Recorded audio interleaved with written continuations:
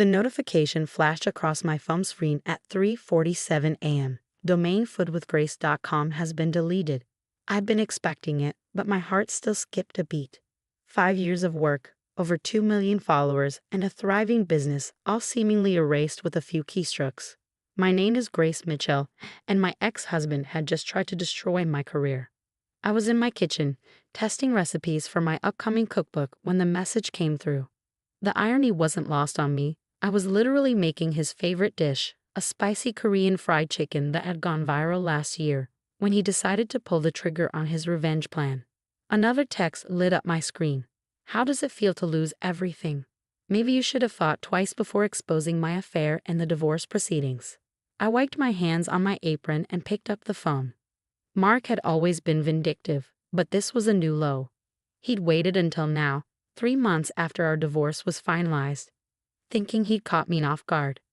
What he didn't know was that I'd been preparing for this moment ever since I found lipstick on his collar 6 months ago. My blog, Food with Grace, had started as a hobby, just a way to share my love of cooking after leaving my corporate job. But it had grown into something beyond my wildest dreams. My recipes were featured in major magazines, I had a cookbook deal with a top publisher, and brands were constantly reaching out for collaborations. Mark had hated it at first, telling me I was wasting my time. Nobody makes real money from blogs, he'd said dismissively. Then the checks started coming in, bigger than his salary as a middle manager. Suddenly, he was very interested in our business. I made him an administrator on the site, a decision I'd regretted the moment I caught him with his assistant in our bed. The divorce had been ugly, with him threatening to make me pay for ruining his reputation. I'd known then that he'd try to hurt me through the blog. So I planned accordingly. Another text. Your followers are already noticing. Check Twitter. I did. #FoodWithGrace was trending, with concerned followers wondering why the site was down. My inbox was flooding with messages from worried fans and panicked brand partners. Time to put my plan into action. I opened my laptop and clicked on a folder labeled Recipes to Test. Inside was another folder, Backup Plan. With a few clicks, I initiated the restoration process I'd set up months ago. While that ran in the background, I called Sophie, my best friend and tech guru extraordinaire. It's happening, I said when she answered, despite the early hour. That bastard finally did it. She sounded fully awake, starting the countermeasures now. Sophie had helped me prepare for this, setting up multiple backups and a shadow site that could go live within hours. We documented everything, every change Mark made to the site, every attempt to access the backend, every threatening email he'd sent. How long? I asked, watching the progress bar on my screen. 2 hours to restore everything. Another hour to redirect the domain. By breakfast time, Food with Grace will be back, bigger and better than ever. I smiled, thinking of the surprise waiting for Mark. And the other thing. Already in motion, the lawyers have everything they need. While my site was being restored, I pulled up the document I'd been compiling for months. Screenshots of Mark's threats, records of his attempts to sabotage my business, evidence of his affair. Everything that proved this was a calculated attack. My phone buzzed again. This time it was Diana, my publisher. Grace, what's happening? The site is temporarily down. I cut in smoothly. Technical difficulties. It'll be back up in a few hours. Are you sure? Because we have the cookbook promotion. Diana, I said firmly, trust me. Everything is under control. After reassuring her, I posted a quick message to my social media accounts. Dear followers, Food with Grace is experiencing some technical issues. Don't worry, we'll be back soon with some exciting changes. In the meantime, who's hungry for some Korean fried chicken? I attached a photo of the dish I'd just finished, perfectly crispy, glazed with a sauce that had taken me years to perfect. The responses were immediate. Can't wait for the site to be back. That chicken looks amazing. We trust you, Grace. Mark's next text came an hour later. Trying to do damage control? It's too late. Everything's gone. Recipes, photos, subscriber list, everything. I typed back, thanks for the heads up, making chicken. Want the recipe? His response was immediate. Are you insane? Your career is over. Is it? Better check the site in about an hour. I could almost feel his confusion through the phone. He thought he'd destroyed me, But he'd forgotten something crucial about who I was, who I'd always been. Before I was a food blogger, I was a project manager for a Fortune 500 company. I specialized in risk assessment and contingency planning. Mark used to make fun of my obsessive attention to detail, my need to have backup plans for my backup plans. Those same skills had saved my business. While the site restoration continued, I made a few more calls. First to my lawyer, confirming that everything was documented for the restraining order and civil suit we'd be filing. Then to my team, the photographers, recipe testers, and content managers who'd helped build Food with Grace into what it was. They'd all been briefed on this possibility. Everyone knew their roles. At 6:45 a.m., exactly 3 hours after Mark's attack, Sophie called. "We're ready," she said. "Want to do the honors?"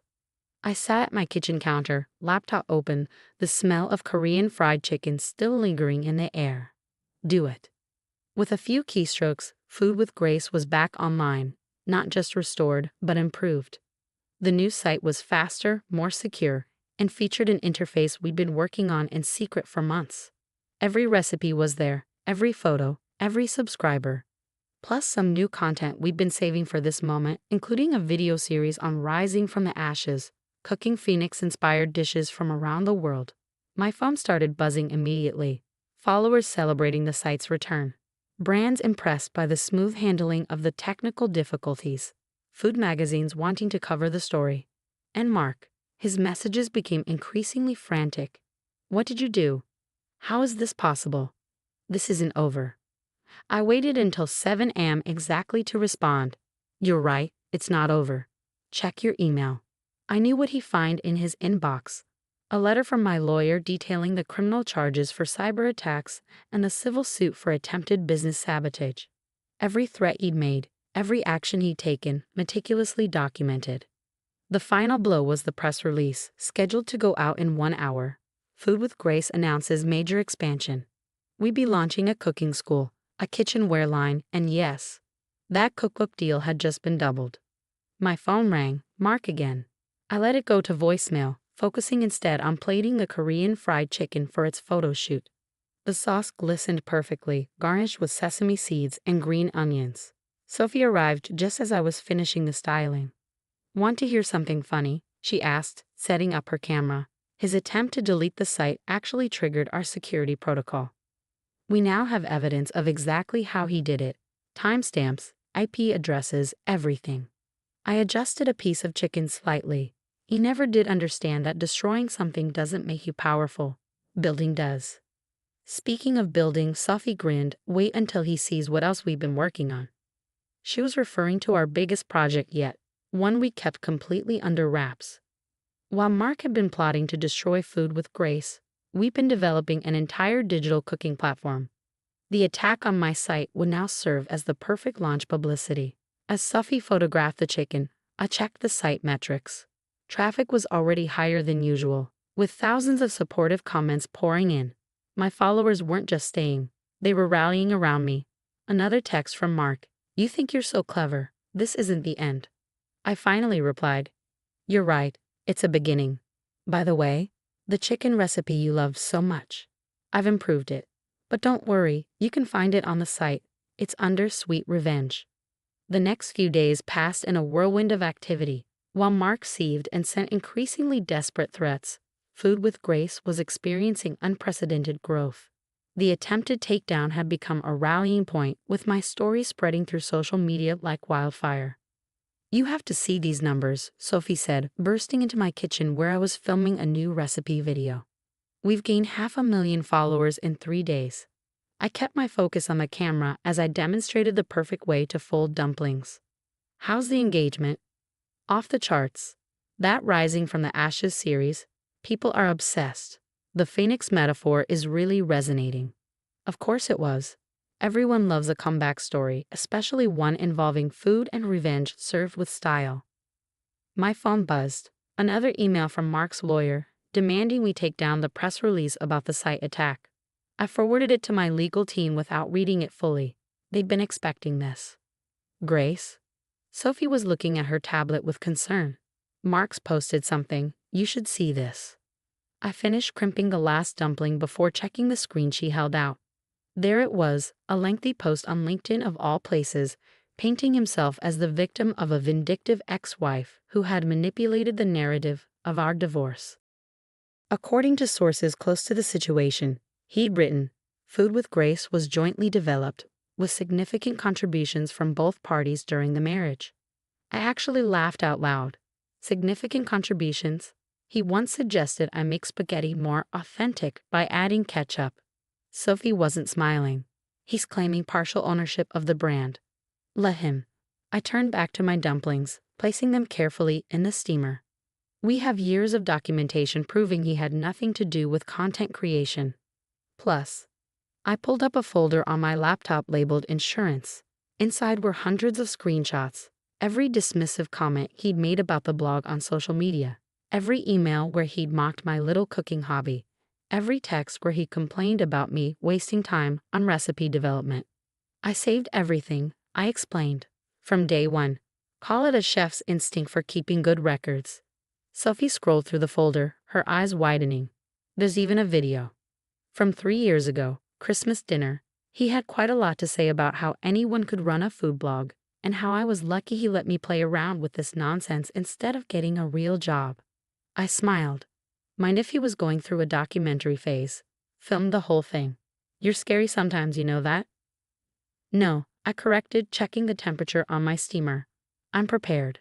That preparation was about to pay off in ways even I hadn't anticipated. While Mark was trying to claim ownership of Food with Grace, our new digital platform was in final testing. We'd named it Feast, a comprehensive cooking education platform that would make my blog look like a small side project in comparison. The next morning, I had a meeting with my publisher about the cookbook. Diana was practically bouncing with excitement. The pre-orders are incredible, she announced. We need to double the initial print run. What about the bonus chapter? I asked. She grinned. You mean the one about rebuilding after betrayal, complete with Phoenix-themed recipes, already laid out and ready to go? The timing couldn't be better. She was right. The publicity from Mark's attack had created the perfect launch platform for everything we'd been developing. My phone buzzed. A text from my lawyer. Judge granted the restraining order. Mark can't contact you or access any Food with Grace properties. Another piece falling into place. But Mark had one last card to play. That evening, as I was testing recipes for Feast's launch menu, I got a call from an unknown number. Is this Grace Mitchell? A woman's voice asked. Yes. This is Rachel from the Times. I'm working on a story about your ex-husband's claims regarding Food with Grace. He's provided some interesting documentation. My hand tightened around the phone. What kind of documentation? Emails discussing blog strategy, some early recipe notes with his comments. He's claiming he was the real creative force behind the brand's success. I closed my eyes, taking a deep breath. Of course he'd go to the press. Of course he tried to manipulate the narrative. Ms. Rachel, I said calmly, I'd be happy to discuss this with you. In fact, I think I have some materials you'd find very interesting. Would you like to come to my studio tomorrow? I'll be testing recipes for my new platform. We can talk while I cook. There was a pause. New platform. Oh yes, I smiled. And I make excellent dumplings. The next day, Rachel sat at my kitchen counter, recorder running, as I demonstrated the dumpling technique I'd perfected over years of practice. So, she said, watching me fold perfect pleats into the wrapper, tell me about these claims your ex-husband is making. I gestured to the laptop set up nearby. Before we get to that, I'd like to show you something. For the next hour, I walked her through everything. The documented history of Food with Grace, the evidence of Mark's dismissal of the blog, the video from that Christmas dinner. I showed her the threatening texts he'd sent before and after the divorce, the records of his attempted site takedown, the paper trail of my sole ownership and development of the brand. And now, I said, setting a plate of perfectly steamed dumplings in front of her. Let me tell you about Feast. By the time Rachel left, she had a very different story than the one Mark had tried to sell. 2 days later, her article ran in the Times. From blog to empire. How one chef turned betrayal into business success. The piece detailed not just Mark's attempted sabotage, but the full scope of what we built and what we were about to launch. The response was immediate and overwhelming. Feast's waitlist grew to over 100,000 people overnight. The cookbook pre-orders doubled again, and Food with Grace, we passed 3 million followers. Mark's final text came the next day. You planned this. All of it. I was in my test kitchen, filming a series on traditional dumpling techniques from around the world for Feast's launch. The irony wasn't lost on me. The very skills he dismissed as a hobby had built an empire. No, Mark, I typed back. You plan to destroy something. I plan to build something better. Then I blocked his number and turned back to my dumplings. 6 months later, I stood on a stage at the International Food Media Awards, accepting the award for digital innovation in culinary education. Feast had revolutionized online cooking education, while Food with Grace had become the gold standard for culinary content creation. Success, I said in my acceptance speech, is like a well-developed recipe. It takes time, patience, and a willingness to learn from your mistakes. Sometimes the ingredients life hands you seem bitter at first, but with the right technique, you can transform them into something extraordinary. The audience applauded, but I wasn't finished. And to anyone who's ever been told their dreams are just a hobby, their passion is just a waste of time, their goals are unrealistic, remember this. The same fire that others use to try to destroy you can become the flame that helps you rise, stronger and more determined than ever. Later that night, at the celebration dinner, Sophie raised her glass. To the phoenix of the food world, she toasted, and to perfect dumplings. I laughed, clinking my glass against hers. To being prepared. You know, she said thoughtfully, Mark really did you a favor. Without his attack, we might have rolled everything out more slowly. True, I nodded. Sometimes your enemies become your best motivators. As we enjoyed the meal, including a special batch of phoenix-shaped dumplings I created for the occasion, I thought about everything that had led to this moment. Mark had tried to erase my work, thinking he could destroy years of effort with a few keystrokes. Instead, he'd helped launch the next phase of my career, proving once again that sometimes the best revenge isn't about destroying what others build. It's about building something they never imagined possible, and I was just getting started. The next morning, as I reviewed the final edits for my cookbook, a notification popped up on my phone. A news alert about Mark. His company had demoted him following the publicity from his failed attack on Food with Grace. Apparently, they didn't appreciate his approach to conflict resolution. I closed the alert without reading further. His story wasn't my concern anymore. I had recipes to develop, classes to teach, and an empire to run. After all, success is the best revenge, especially when served with perfect dumplings.